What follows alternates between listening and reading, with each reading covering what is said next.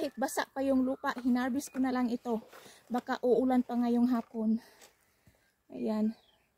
Paborito ko guys yung purple garlic because I like the flavor, very strong flavor ito siya guys. Mabango siya pag magisa ka. Pero ito yung Russian garlic, malaki siya pero very mild lang ang flavor niya. It's not very strong. At ito na guys yun na I had to break already. So pinaisa-isa ko na ito yung mga garlic ko. So kailangan mag-prepare tayo ng ground. So nag-prepare na ako, nilagyan ko na siya ng mga chalk manure, so or chicken manure.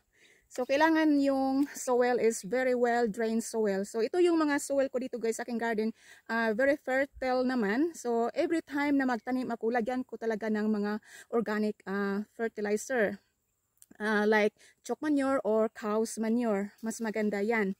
So yun lang ang nilalagay ko guys. So dito, ang pagtanim ng garlic is, ang deep niya is 7 centimeters lang.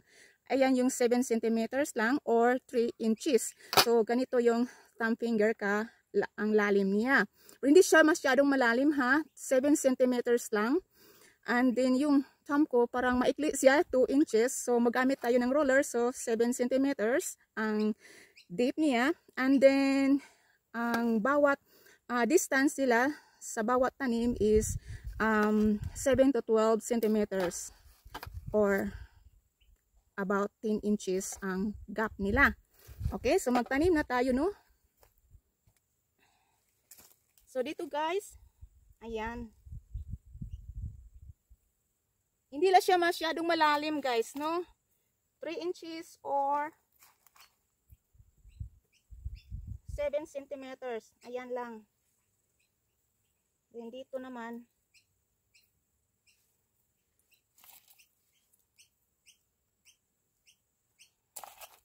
So ganito lang ang tamang pagtatanim ng garlic guys. Ganito lang, hindi masyadong malalim. Very simple lang po at very easy yung pagtatanim ng garlic. So after 4 weeks, ito na sila guys, nag-come up na sila, nag-shoot na. Mag-update tayo sa ating garlic guys. Oh, ang laki na nila. At mayroon pa doon sa unahan. Ito ay, sus, ang laki na nila guys. Oh, I hope mag-create sila ng malaking garlic. Malaking cloves of garlic. Ayan oh. Hala, malaki na itong garlic ko guys. Oh, tingnan mo. Ala, malapit na ako ito guys, malapit na talaga ako mag-harvest nito. So, mag-stop na ako magdilig. At then, kasi ito yung mga dahon nila, nag-start na ito nag-yellow.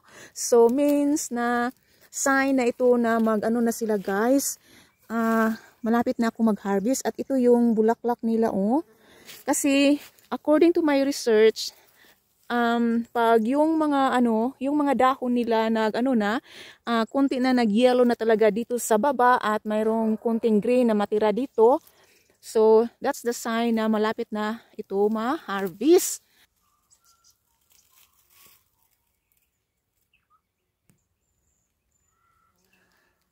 Ang laki guys, oh.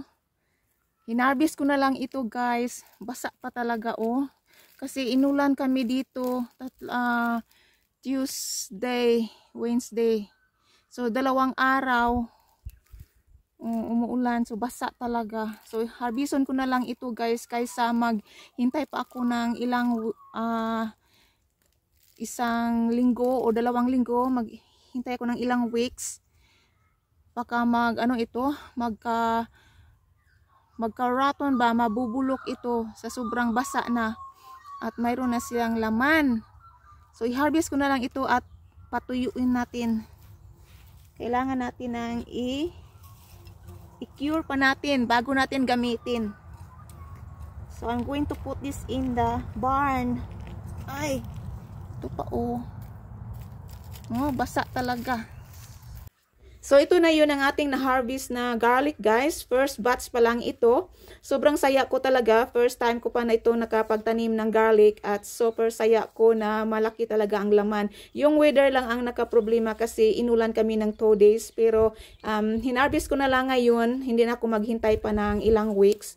Baka mabubulok pa sa sobrang basa ng lupa.